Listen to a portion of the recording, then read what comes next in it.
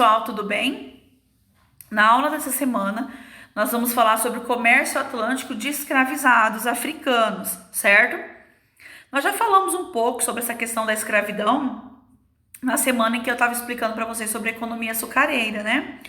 Porque a mão de obra africana, ela vai ser utilizada em larga escala, principalmente no Nordeste açucareiro, certo? A escravidão ela é uma forma de trabalho, de exploração, né, na verdade, de trabalho, que existe, desde a antiguidade. Então, lá quando nós estudamos civilizações no sexto ano, civilizações antigas, sempre na base das pirâmides sociais se encontrava ali o trabalhador escravizado, né, que geralmente era prisioneiro de guerra ou pessoas que não pagavam suas dívidas. Porém, com o início do processo de colonização da América, intensificou-se o uso dessa mão de obra, né? Que vai começar a ter um valor aí comercial muito grande. Aqui tem um mapa que mostra para vocês, por exemplo, as principais rotas do tráfico de escravizados africanos, da região em que ele saía na África, só para observar aqui para vocês, as regiões em que eles saíam da África, né? E os principais pontos que eles chegavam no Brasil, São Luís, Olinda, Salvador, Rio de Janeiro, ok? Aí, pessoal, agora falando sobre a escravidão em si na África Atlântica, a gente precisa observar que a escravidão já existia entre as tribos e reinos africanos antes da chegada do europeu ali no século XV, tá bem? Então, qual que era a forma? Por que os africanos, eles escravizavam entre si? Por aqueles motivos da antiguidade. Prisioneiro de guerra, né? Pessoas que não pagavam suas dívidas. O importante é a gente entender que essa escravidão, gente, ela tinha noções totalmente diferentes do que aquela que vai ser implantada ali pelo europeu, tá? Então, geralmente o escravizado lá na África, ele tinha um período determinado, geralmente ele ficava como de 2 a 4 anos em média, ele recebia um pedaço de terra para ele poder plantar, né, para ele poder ter a sua subsistência também. Já com a chegada do europeu, essa prática ela modifica um pouco, porque a escravidão se torna um negócio altamente lucrativo, certo? Tanto para o europeu, né, quanto para aqueles reinos ou tribos africanas que traficavam esses escravos, né, esses escravizados. Eu vou explicar para vocês melhor aqui, Olha aqui, percebem essa relação.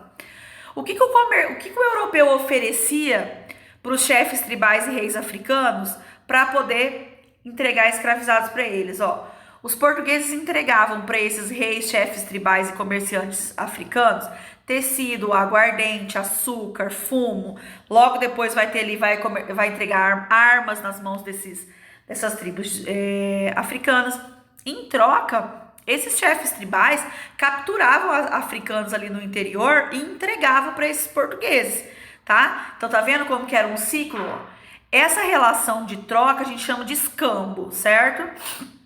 Gente, o comércio de escravizado ele é chamado de tráfico negreiro. Eu quero fazer uma pausa aqui e comentar com vocês sobre o que tráfico. O tráfico traz para nós, na atualidade, uma ideia de algo que é ilegal, né? Tráfico de pessoas, tráfico de drogas, algo que é ilegal. Nessa época, quando a gente está falando de escravidão, o tráfico ele está relacionado a um sistema mercantil, a um trato, um negócio, tá?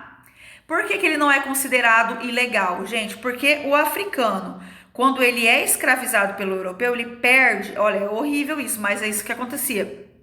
Ele perde o status de ser humano, ele não é considerado uma pessoa, tá? Ele é considerado um objeto, algo para ser vendido, alugado, emprestado, certo? E isso toda a sociedade via, né?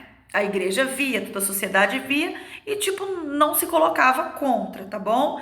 Então, por isso que eu queria que vocês entendessem essa diferença aí da palavra de tráfico, né? Relacionado ao comércio de escravizados lá no século XVI, né?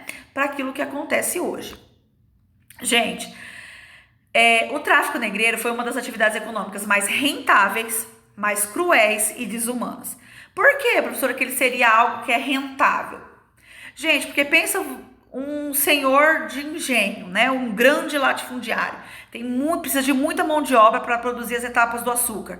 Você compra o escravizado, né? E você não tem a obrigatoriedade de pagar salário para ele, certo? Então, tudo que é proveniente do trabalho que era realizado por esse africano escravizado, tornava-se lucro para o senhor dele, certo? Gente, essa escravidão africana vai durar no Brasil do século XVI até o final do século XIX. Então é muito tempo. E essa questão da escravidão vai ser abordado com vocês em diversos conteúdos agora no 7º ano, no 8º ano, tá bem? Aqui tem algumas das funções realizadas, né? Eles realizavam todo tipo de atividade econômica no Brasil. Aqui eu mostro algumas para vocês, certo? Para vocês terem uma noção que tudo, gente, basicamente quase tudo que existia no Brasil era produzido por africanos escravizados, certo? O transporte, como que eles eram trazidos aqui para a América? As embarcações que traziam esses africanos eram chamados de navios negreiros ou navios tumbeiros. Tumbeiros por conta da quantidade de mortes aí que acontecia nesse transporte.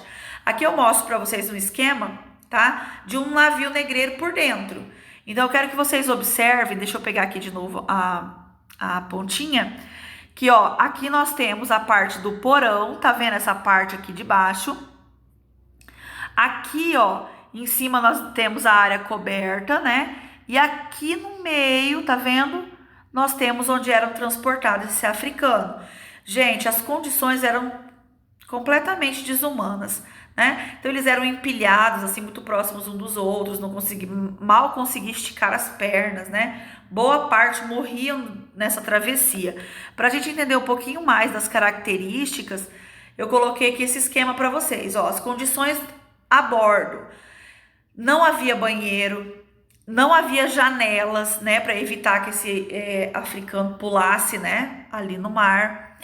Muitas pessoas em pouco espaço, a alimentação muito escassa. Eles eram transportados amarrados, né, geralmente aí pelo braço, pelas pernas, e isso deixava essas áreas em carne viva, né, porque era de ferro que era feito. Isso que prendia eles, tá bom, gente? Então, olha o espaço. Aqui embaixo traz uma informação, ó. Vou pegar aqui de novo para vocês entenderem, ó. A falsa coberta nesse navio tinha uma altura de cerca de 91 centímetros, né? Então, isso era extremamente pequeno e desconfortável. Muitas doenças, gente, né? Ó, as consequências desse transporte dessa maneira eram as infecções, doenças e morte. Morria e era lançado ao mar, tá, gente? O corpo era jogado no mar. Se havia, por exemplo, uma tempestade muito forte, eles desfaziam de uma quantidade determinada ali de africanos.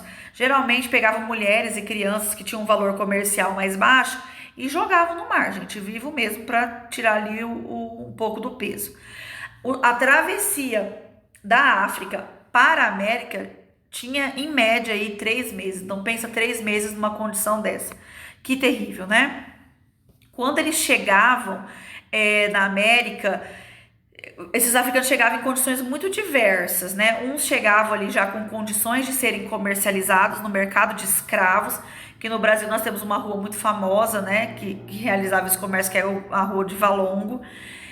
Outros chegavam tão debilitados que eles precisavam passar ali por um período de quarentena, onde eles ficavam isolados, recebiam uma alimentação, geralmente mingau ali, para poder ganhar peso, para poder ser comercializado, né? Porque a condição física do africano, desse escravizado, determinava o valor que ele seria vendido. Aí aqui eu coloquei uma imagem para vocês verem, ó, né, realizando o comércio de uma africana. Aqui tem mais, ó, para vocês observarem, né, a apresentação de africanos para o comércio. Aqui em cima, nessa última que eu tô mostrando para vocês, é na Rua Valongo, né? Então vocês podem ver aqui, tá tendo a apresentação desses africanos escravizados para aquele que quiser comprar, certo? Aqui dá pra gente ver com mais detalhe, né? Comercialização de crianças. Gente, geralmente, quando eles chegavam aqui no Brasil, aquele que vai comprar o escravizado, ele preferia comprar escravizados que vinham de áreas muito diferentes. Ou seja, para dificultar a comunicação entre eles, porque cada tribo, geralmente africana, fala uma língua diferente. Então, para evitar, né,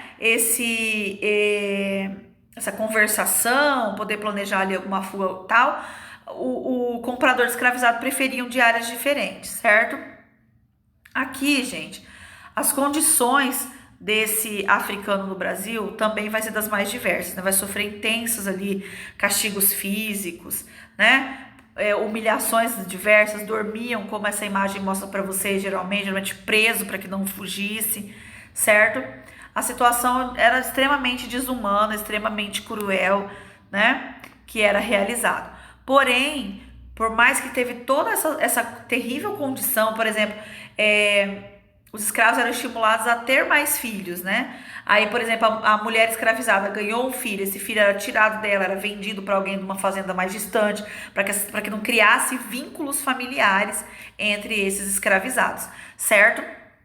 Porém, toda essa situação que eles viveram no Brasil não impediram de resistir à escravidão, tá? Então a gente não pode analisar a escravidão africana e pensar que não houve resistência. Houve muita, gente. Eles realizaram revoltas e tudo isso a gente vai estudar ainda em vários períodos, tá? Fundaram quilombos, preservar e reinventar a sua cultura. A capoeira, por exemplo, ganha um destaque aqui, né, como uma cultura africana. A sua alimentação, nossa cultura tem muito da cultura africana, né?